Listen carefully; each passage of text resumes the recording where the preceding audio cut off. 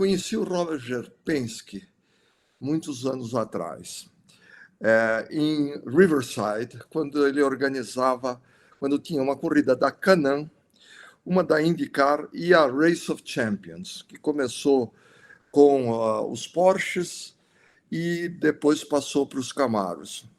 Nessa época corriam tanto de Porsche como de Camaro, Mario Andretti, Roger Petty, Al Unser, Bob Unser e não sei mais quem. O Emerson era convidado porque ele havia sido campeão do mundo em 1974, mas ele já havia corrido em 73, se eu não me engano. Então, o Roger, o Emerson falou, vem para cá, que a gente fica juntos aqui, a gente fica juntos o fim de semana e a gente vai curtir um pouco. No sábado à tarde, no hotel, o Roger veio à mesa, o Emerson me apresentou muito formalmente, eu era um moleque de 24 anos de idade, e o Roger perguntou para o Emerson, chamou o Emerson de lado e falou, olha, nós estamos indo para o Brasil o ano que vem, de Fórmula 1, patrocinado pelo First National Citibank, e nós precisamos fazer um coquetel. E aí o Emerson chega para mim e fala, Carlos, dá uma chegada aqui. Meu pai, naquela época, era presidente da Martini Rossi, o fabricante de bebidas, que ele havia feito a fusão com a Gância, que era a nossa marca. E eles tinham um espaço muito interessante no Conjunto Nacional, em São Paulo, no último andar, que se chamava Terrazza Martini, onde eles usavam para fazer uma série de eventos, e eu havia já participado de alguns coquetéis e coisa parecida. Aí eu falei para o Roger, olha, meu pai é fulano de tal, eu acho que a gente pode organizar, mas precisamos ligar para ele. Naquela época, ligar para o Brasil era um negócio que você pedia uma ligação, demorava 2 ou 3 horas, pedia ligação para uma telefonista, não dava para discar direto, a telefonista te ligava de volta, depois de 2, 3 horas. Eu quando estava na Inglaterra, eram até de um dia para o outro, no começo dos anos 70. E aí, a ligação custava $10 por minuto, não tinha esse negócio de WhatsApp, que é gratuito e tudo isso. Então, tinha que tomar cuidado, porque $10 naquela época, você almoçava com $10, almoçava bem.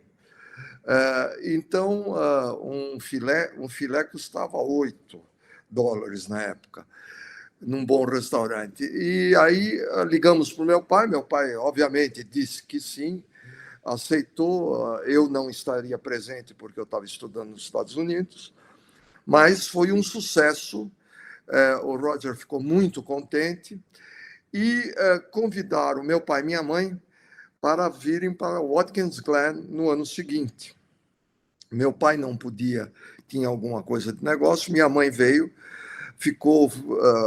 fomos para Watkins Glen, depois voltamos para Nova York, minha mãe ficou 2 ou 3 dias com a Susan, a atual mulher do Roger, e foram almoçar juntas com outras senhoras, e foi muito interessante, e o Roger nos convidou para fomos para a pista de helicóptero, você imagina, em 1974, ir para a pista, 75, ir para a pista de helicóptero, o luxo que não era, com o pessoal, os diretores do First National Citibank, que hoje chama-se Citibank, era o maior banco dos Estados Unidos e era o maior banco estrangeiro operando no Brasil.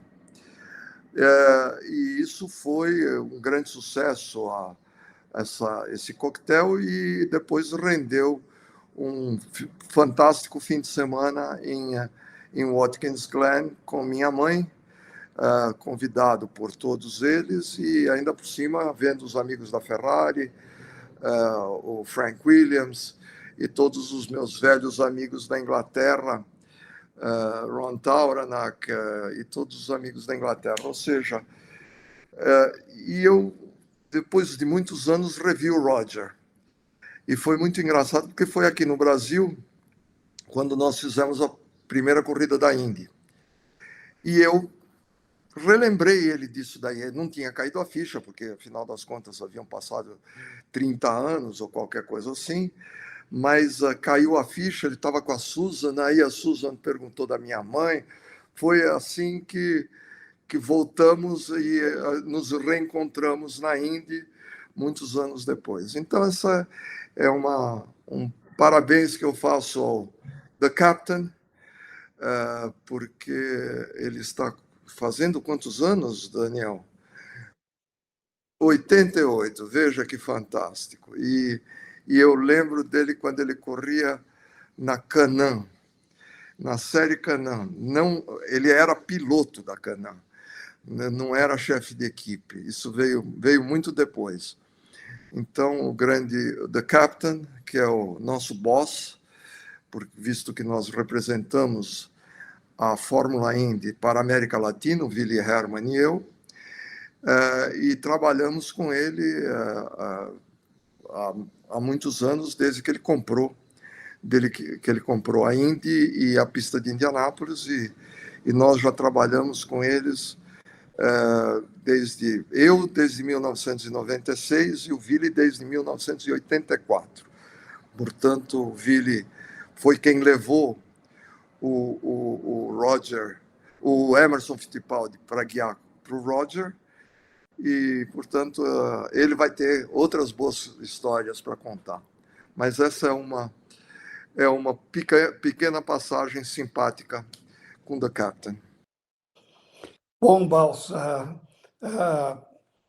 é muito raro, eu acho, o Roger Penske, que é o nosso aniversariante, se arrepender, mas tem aquela história para compartilhar com vocês do dia que o Roger Penske se arrependeu. Na realidade, a história começou no final de 1988, porque naquela época, nos anos 80, as duas marcas de chassis que tinham mais vitórias na Indy eram a Lola e o March. E algumas equipes optaram por fabricar seus próprios carros. Então, tínhamos o Coyote, do A.J. Foyt, a Penske começou a fabricar os seus próprios carros nos anos 80 e realmente conseguiu uma vantagem competitiva. E também houve o Gaumer, que era um carro da equipe Gales, que teve pouco sucesso. Foi feito na Inglaterra, fabricado na Inglaterra, com um grupo de projetistas da Fórmula 1 na época, mas o carro não conseguiu chegar ao estágio competitivo que se esperava. Bom, mas final de 88, o Pat Patrick, que era o dono da Patrick Racing, equipe pela qual o Emerson corria, conseguiu convencer o Roger Penske a vender um dos seus novos carros da Indy para o ano de 89 para a equipe Patrick. Para o Roger, no primeiro momento, eu acho que ele pensou economia de escala, é lógico, em vez de fabricar 6, 7 chassis, fabrica um oitavo, vende para o Pat Patrick, seria uma equação financeira interessante, mas é lógico que ele tomou seus cuidados também. Ele vendeu apenas um chassi com acesso a um suporte limitado de peças e sem carro reserva. Então, era aquela história, bateu, acabou a brincadeira. E o Emerson sabia muito bem disso. Pois é, naquele mesmo ano de 1989, o Chip Ganassi, o jovem Chip Ganassi, na época, que tinha sofrido um acidente sério em Michigan em 1988, quando ele fraturou as duas pernas e que, inclusive, abriu a vaga para que o Emerson fosse para a equipe Patrick, entrou de sócio minoritário na equipe Patrick Racing. E, então, em 89, Chip Ganassi era sócio, a equipe passava a se chamar Patrick Ganassi Racing, mas isso para o Pat Patrick era tão irrelevante que nem a pintura do nome no caminhão ele se preocupou em mudar. E realmente eu acho que ele não acreditava muito no potencial do que o Chip Ganassi poderia vir a ser. E, de qualquer maneira, o Emerson estreou muito bem com esse carro, com esse chassi Penske, ganhou a 500 milhas de 1989, aquela chegada antológica com narração do Luciano do Vale, quando, nas últimas voltas, aquele duelo Emerson e Al Unser Jr., e ele vence a corrida, anda bem o campeonato inteiro. Próximo do final do campeonato, ele derrota o Rick Mears no oval de Nazaré, numa das pistas, que era uma das maiores forças do Rick Mears, e o Emerson se sagra campeão da Fórmula Indy, da kart na época, em 1989, derrotando não menos que a equipe Penske com Rick Mears. É lógico que o Roger deve ter se arrependido muito da venda desse carro e reagiu rápido. Após a vitória das 500 milhas do Emerson, ele se movimentou para contratar o Emerson para a equipe dele e, de quebra, em 1999, levou para lá o patrocínio da Marlboro também, da Philip Morris, deixando aí a equipe Patrick sem piloto e sem patrocinador. Diante dessa situação, Pat Patrick vendeu a equipe para o Chip Ganassi, que renomeou a equipe CGR, Chip Ganassi Racing, que era uma afirmação pessoal dele, com o dinheiro do papai, Floyd Ganassi, é lógico, mas naquela época, naquele momento, o Roger certamente não imaginava o monstro que estava nascendo ou saindo da casca do ovo naquele instante. Para vocês terem uma ideia, nos últimos 30 anos, a equipe Chip Ganassi Racing é o maior rival da equipe Penske. E de lá para cá, eles têm trocado vitórias, têm brigado ponto a ponto por cada campeonato. Mas, Balsa, sabendo que poucas coisas acontecem no automobilismo que o Roger Penske não venha saber, e a Fórmula Indy não é exceção, então fica aí, de todos nós aqui no Brasil, da Fórmula Indy, Happy Birthday, Captain! Estamos aí e vamos em frente por muitos anos. Um grande abraço. Como todos sabemos, até o ano que vem, quando isso vai mudar, mas na maior parte das vezes a corrida de Fórmula 1 em Mônaco acontece no mesmo dia de Indianápolis. A Fórmula 1 é na manhã e a Indy é à tarde. Mas eu, em 95, estava em Monte Carlo, com a equipe Forte Corsa, Forte Fórmula 1, onde corriam Pedro Diniz e Roberto Pupo Moreno.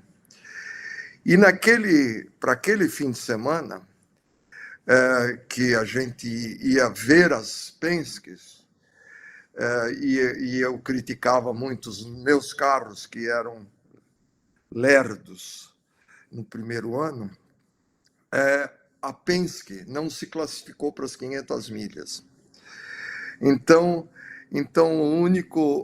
mas nós classificamos para Mônaco e chegamos, não me lembro, acho que nono ou décimo. Naquela época não pontuava só até sexto, mas nós chegamos nos primeiros 10 numa época que tinha 26 carros no grid. Portanto, foi o meu, no mesmo fim de semana, poder dizer que a Penske não se classificou e que a Ford chegou entre os 10 primeiros, foi